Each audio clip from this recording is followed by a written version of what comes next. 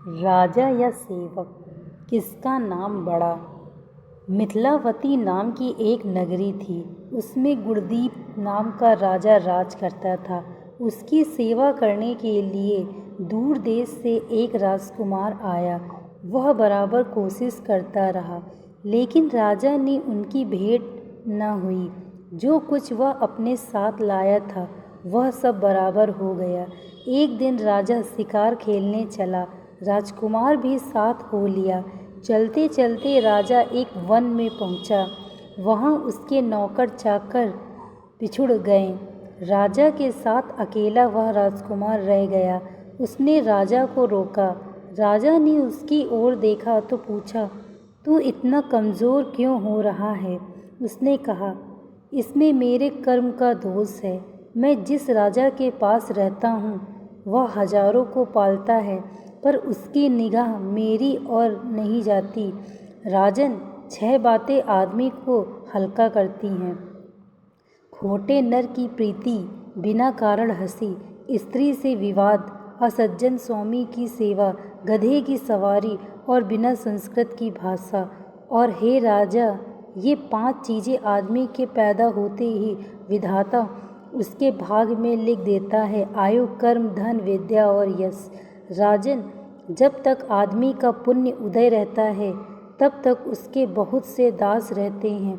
जब पुण्य घट जाता है तो भाई भी बैरी हो जाते हैं। पर एक बात है, स्वामी की सेवा अकारत नहीं जाती, कभी न कभी फल मिल ही जाता है। यह सुन राजा के मन पर उसका बड़ा असर हुआ।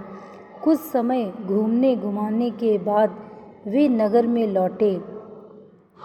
राजा ने उसे अपनी नौकरी में रख लिया। उसे बढ़िया बढ़िया कपड़े और गहने दिए। एक दिन राजकुमार किसी काम से कहीं गया। रास्ते में उसे देवी का मंदिर मिला। उसने अंदर जाकर देवी की पूजा की। जब वह बाहर निकला तो देखता क्या है, उसके पीछे एक सुंदर स्त्री चली आ रही है। राजकुमार उसे देखते ही उसकी ओर आकर्षित हो गया। स्त्री ने कहा, पहले तुम कुंड में स्नान कर आओ, फिर जो कहोगे सो करूँगी। इतना सुनकर राजकुमार कपड़े उतारकर जैसे ही कुंड में घुसा और गोता लगाया कि अपने नगर में पहुंच गया। उसने जाकर राजा को सारा हाल कह सुनाया। राजा ने कहा, यह अचरज मुझे भी दिखाओ। दोनों घोड़ों पर सवार होकर देवी के मंदिर पर आए। अंदर जाकर दर्शन किए और जैसे ही बाहर निकले कि वह स्त्री प्रकट हो गई।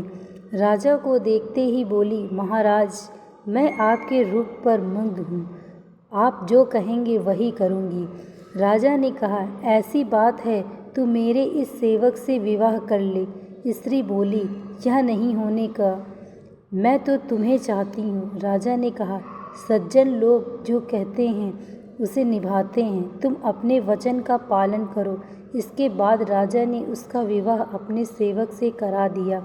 इतना कहकर बेताल बोला, हे राजन, यह बताओ कि राजा और सेवक दोनों में से किसका काम बड़ा हुआ।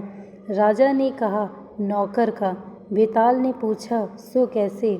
राजा बोला, उपकार करना राजा का तो धर्म ही था, इसलिए उसके उपकार करने में कोई खास बात नहीं हुई। लेकिन जिसका धर्म नहीं था उसने उपकार किया तो उसका काम बढ़कर हुआ।